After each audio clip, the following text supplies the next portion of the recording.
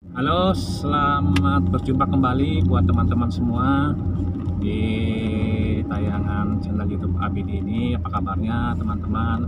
Semoga pada sehat walafiat dan selalu dalam lindungan Allah yang Maha Kuasa.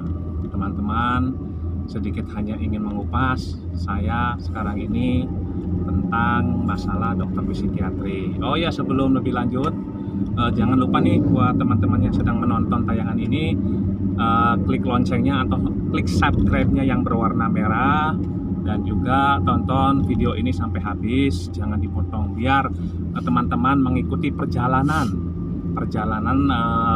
saya selama menderita yang namanya penyakit ini anxiety ataupun psikosomatik. Jadi nggak diulang lagi, tapi ya nggak apa-apa lah ini teman-teman.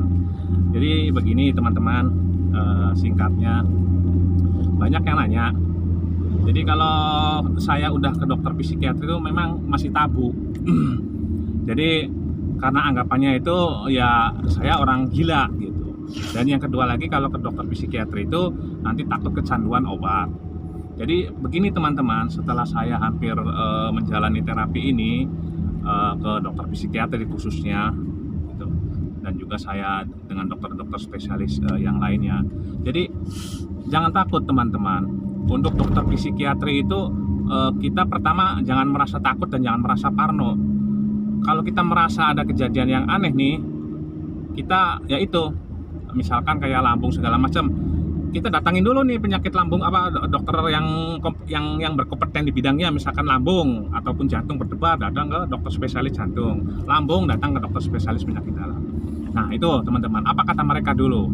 Adapun ada persoalan cemas, terus merasa ketakutan atau kepanikan, nah coba teman-teman di situ ngobrol dengan pihak dokter spesialis yang bersangkutan, misalkan EKG. Dok, saya tuh kalau jantung berdebar ini tiba-tiba kenapa ya dok, saya tuh cemas ataupun panik. Artinya cemas tuh ketakutan mendengarkan sesuatu, orang meninggal, atau saya misalkan kena asam lambungnya. Nih dok, saya selain mual dan muntah, kok saya tiba-tiba kayak pikirannya tuh yang aneh-aneh ya gitu. Karena dokter spesialis itu ngerti teman-teman, pasti diarahkannya akan ke dokter psikiatri gitu teman-teman. Jadi jangan takut teman-teman, datang saja ke dokter psikiatri gitu. Karena di situ tuh umum, pengobatannya universal, bukan hanya masalah orang gila saja, masalah insomnia, masalah bipolar, kesurupan, itu ditangani sama dokter spesialis psikiatri teman-teman. Banyak itu pengobatannya gitu. Jadi jangan merasa minder, jangan merasa parno teman-teman. Itu yang pertama. Poin yang kedua, hanya ingin membahas masalah obat-obatan. Jadi sebenarnya gini teman-teman ya, dokter psikiatri juga punya takaran. Jadi seperti pengalaman saya pribadi, saya itu sakit, gejalanya pertama dikasih obat yang namanya Nofresh dan Merlopam.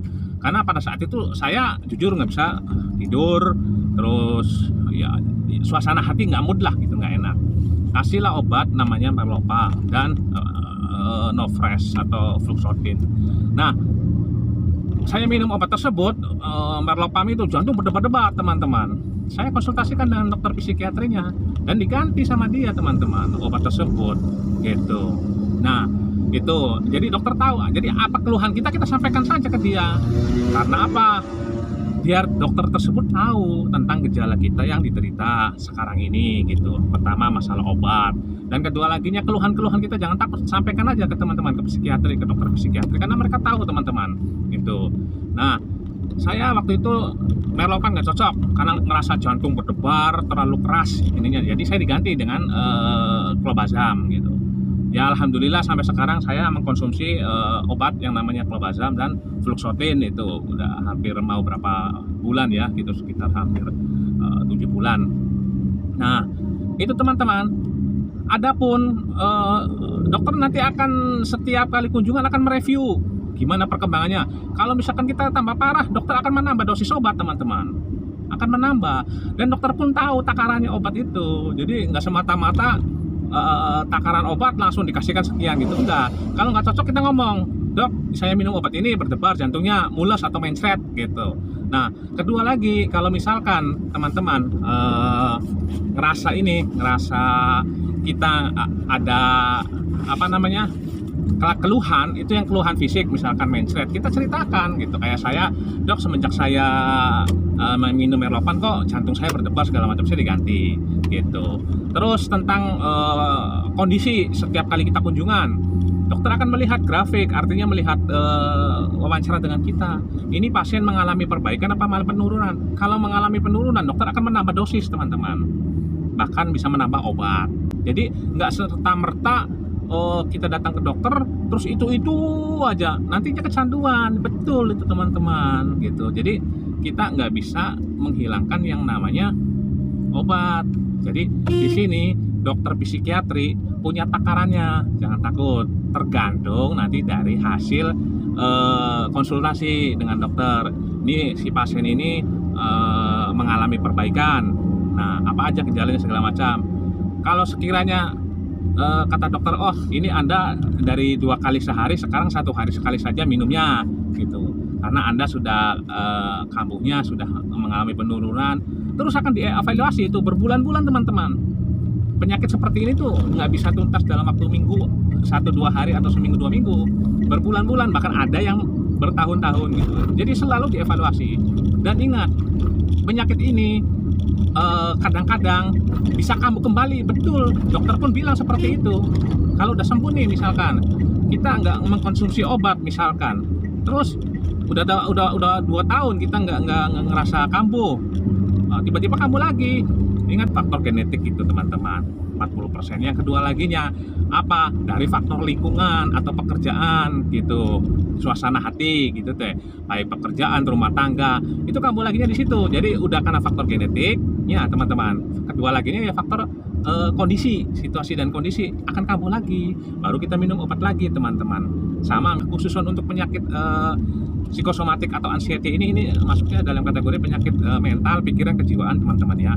Sangat kompleks karena berhubungannya dengan aktivitas kehidupan kita sehari-hari ya, entah itu kita menghadapi pekerjaan, menghadapi rumah tangga, menghadapi anak, menghadapi suami, istri, menghadapi lingkungan, tetangga, banyak pemikirannya, teman-teman. Jadi kompleks penyakit psikosomatik ini karena datangnya yaitu dari pikiran, dari stres, memicu yang namanya penyakit anxiety, overthinking, anxiety, panic attack ataupun psikosomatik, dan akan menyebabkan ya akhirnya nular ke fisik seperti apa, yaitu kita merasa deg-degan jantungnya, kita merasa pusing, kelayangan, kita merasa lemas, tidak bertenaga walaupun kita tidak melakukan aktivitas apapun gitu. Jadi sekali lagi untuk teman-teman semua, jangan takut untuk berobat ke dokter psikiatri, jangan takut kecanduan, karena dokter psikiatri itu sudah punya takarannya, dan dokter psikiatri itu akan selalu memonitoring si pasien tersebut gitu. Apakah mengalami setelah berobat ke dia akan mengalami tambah naik, tambah parah, nah nanti akan ditambah obatnya ataupun dosisnya. Kalau si pasien ini mengalami perbaikan gitu, nah dosisnya itu berkurang step by step, teman-teman, dan bahkan sampai dari 3 kali sehari, 2 kali sehari, 1 kali sehari, bahkan bisa sampai hilang, teman-teman. Itu saya ngobrol kayak gini juga ya, saya ngerasain di badan saya sendiri, dan saya setiap kali kontrol saya ngobrol sama pasien-pasien gitu ya. Itu benar, jadi bertahap. Ada yang 3 kali sehari, 2 kali sehari, 1 kali sehari, sampai sekarang sudah hilang, Pak. Cuman ya saya masih menjaga diri aja untuk berobat. Nah itu seperti itu, teman-teman. Jadi jangan takut datang ke dokter spesialis psikiatri biar cepat tertangani, biar cepat sembuh, teman-teman. Selebihnya usaha yang lainnya, misalkan ada gejala yang lain, tetap saudara teman-teman berobat ataupun kontrol. Misalkan jantung berdebar, ya kontrol lah ke dokter spesialis jantung. Perut ngerasa sakit, datanglah ke dokter spesialis penyakit dalam. Kedua, sebenarnya fleksibel, teman-teman, untuk masalah biaya. Ini ada teman yang bilang, wah ini mah banyak biaya. Enggak juga, teman-teman. Sekarang kan ada BPJS, bisa teman-teman manfaatkan fasilitas BPJS itu. Untuk apa? Ya untuk berobat gratis, teman-teman. Dari mulai kita daftar, kita dapat sampai terakhir kita dapat obat, itu gratis sama sekali, teman-teman. Seperti itu kita mengakalinya. Jadi sekali lagi, banyak cara, teman-teman. Yang terpenting ingat, demi kesehatan itu apapun kita lakukan gitu, karena sehat itu mahal, teman-teman. Sehat itu sangat berharga buat kita itu. Jadi untuk teman-teman semua secepatnya tangani yang namanya penyakit apapun itu sebenarnya, secepatnya ditanganin. Jangan ditunda-tunda, semakin ditumpuk itu akan semakin parah teman-teman. Nah, itu mungkin saja teman-teman, barangkali ada pertanyaan ataupun komentar, bisa berbagi sharing. Silakan kalian semua, teman-teman semua bisa ngasih komentar di kolom komen video saya ini. Jangan lupa sekali lagi buat teman-teman semua, klik subscribe yang berwarna merah dan loncengnya klik, serta tonton terus video-video saya ini sampai habis, biar kalian semua bisa mendapatkan notifikasi bila mana saya sedang mengupload video-video terbaru. Barangkali bermanfaat buat teman-teman semuanya, buat keluarga semuanya. Itu paling teman-teman, saya hanya berbagi pengalaman saya. Ini sedang berbagi pengalaman aja, seperti itu teman-teman. Oke, mungkin itu aja teman-teman. Sampai ketemu lagi di lain kesempatan. Assalamualaikum warahmatullahi wabarakatuh.